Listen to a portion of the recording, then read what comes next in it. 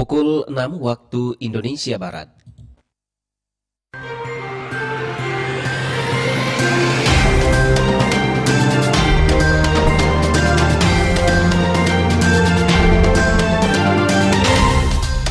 Radio Republik Indonesia Sintang menyampaikan Warta Berita Daerah. Bila dihitung dari total KPM yang kami terima sebanyak 625, masih ada sisa 91 KPM yang belum mengambil. Tim gabungan lain kita tetap razia sesuai dengan schedule yang sudah diatur, bahkan kita sampai razia sampai ke kecamatan-kecamatan yang terdekat.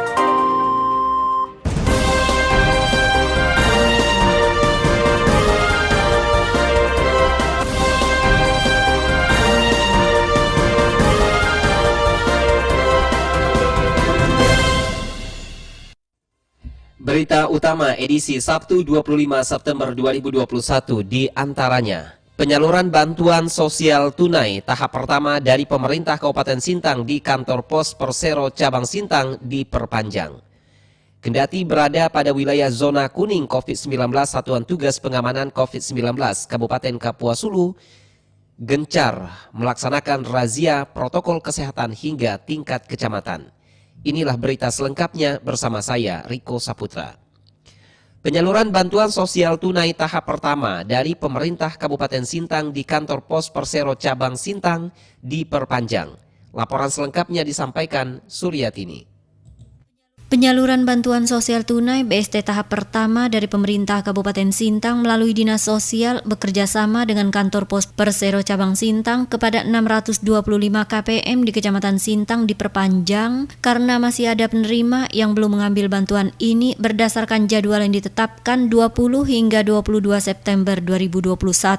Kepala kantor pos Persero Cabang Sintang Rizky Tribowo mengatakan dari jumlah 625 KPM masih ada 91 KPM yang belum mengambil bantuan sehingga jadwal penyaluran bantuan diperpanjang dengan harapan melalui perpanjangan waktu dan koordinasi bersama perangkat desa seluruh penerima yang terdata dapat mengambilnya ke kantor pos Sintang. Bila dihitung dari total KPM yang kami terima sebanyak 625, masih ada sisa 91 KPM Mbak yang belum mengambil.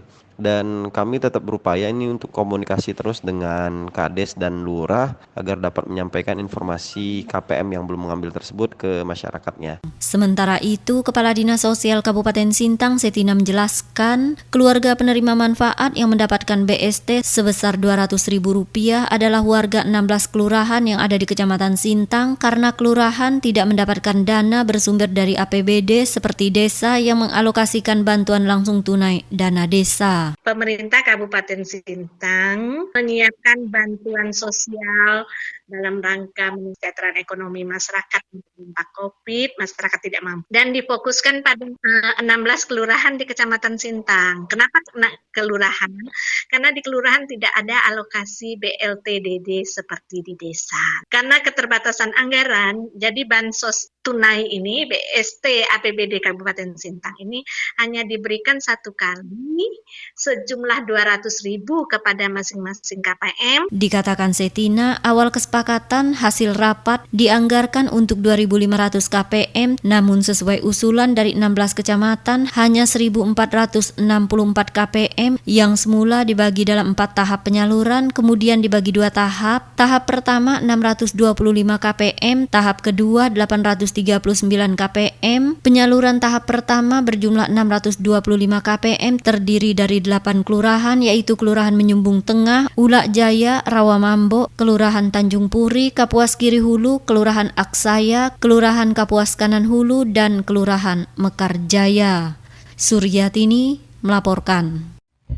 Pendengar, penancapan tiang jembatan yang dikerjakan Satgas TNI Manunggal Membangun Desa atau TMMD ke-112 di Desa Ampar Bedang, Kecamatan Binjai Hulu, Kabupaten Sintang, mulai dikerjakan pada Jumat kemarin 24 September 2021. Pasiter Kapten Infantri Hadidi mengatakan, penancapan tiang jembatan ini dengan bantuan alat berat ekskavator sehingga pendengar Satu persatu tiang jembatan telah tertancap di lokasi TMMD ke-112 Desa Ampar Bedang. Kapten Infanteri Hadidi menjelaskan jembatan ini nantinya menghubungkan dua desa yaitu Desa Ampar Bedang dan Desa Simbaraya serta membuka terisoleran di Dusun Betung Sari karena selama ini belum ada akses jalan darat.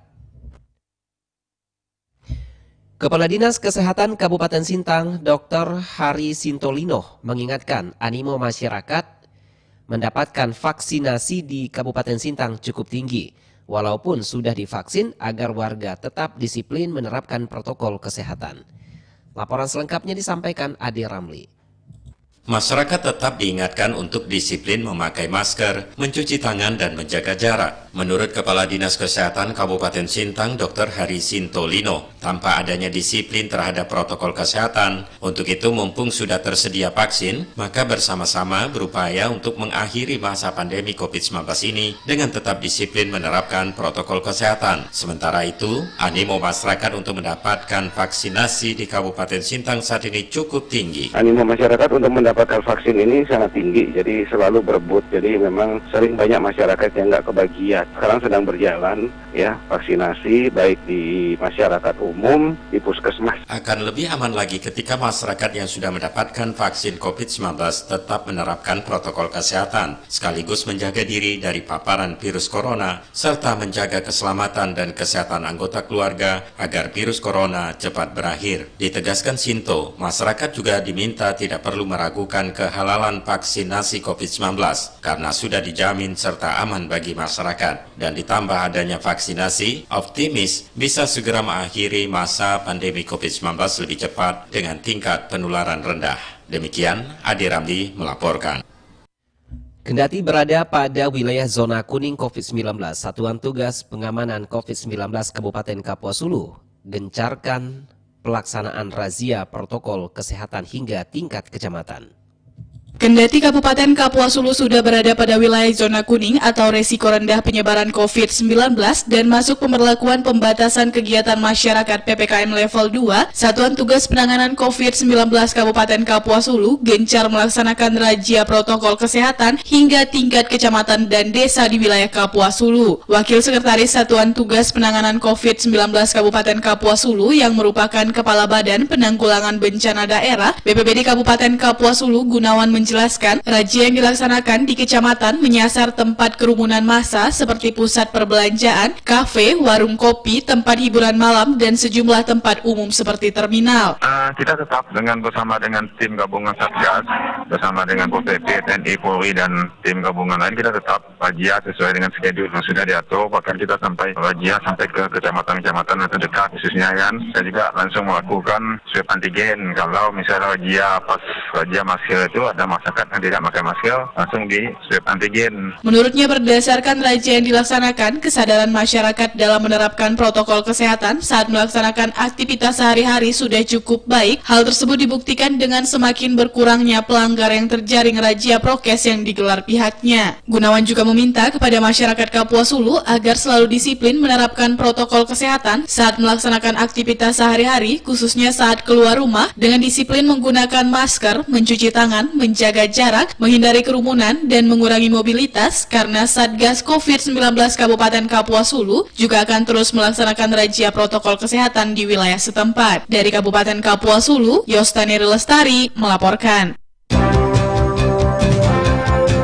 Anda sedang mendengarkan Warta Berita Daerah dari Radio Republik Indonesia Sintang. Desa Tangoy, Kecamatan Serawai telah cairkan BLT DD bagi warga yang berhak menerima bantuan langsung tunai yang bersumber dari dana desa tersebut. Berikut laporan Dian Benyuda. Program bantuan langsung tunai BLT yang bersumber dari dana desa atau DD termasuk dalam skala prioritas dalam penggunaan dana desa tahun 2021 dan merupakan salah satu program dalam skema pemulihan ekonomi nasional yang diharapkan dengan diperpanjangnya masa program BLT dana desa dapat meminimalkan dampak ekonomi bagi masyarakat desa yang diakibatkan oleh kondisi pandemi COVID-19.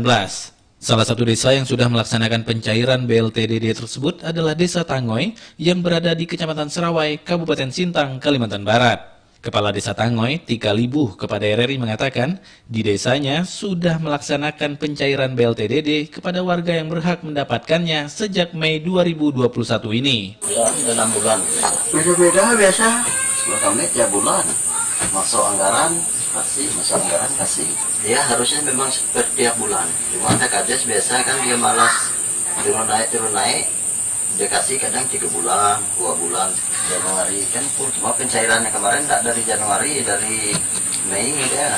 Tika Libuh melanjutkan, karena anggaran baru masuk pada bulan Mei, maka pencairan untuk bulan Januari diberikan pada bulan Mei minggu pertama. Setelah pelaporannya selesai, baru pada minggu kedua bulan Mei diserahkan kembali BLT-DD untuk bulan Februari. Tika mengaku di Desa Tangoy sendiri ada 32 KK yang mendapatkan BLT-DD. Tika menjelaskan, masyarakat cukup terbantu dengan adanya BLT-DD yang diprogramkan oleh pemerintah ini.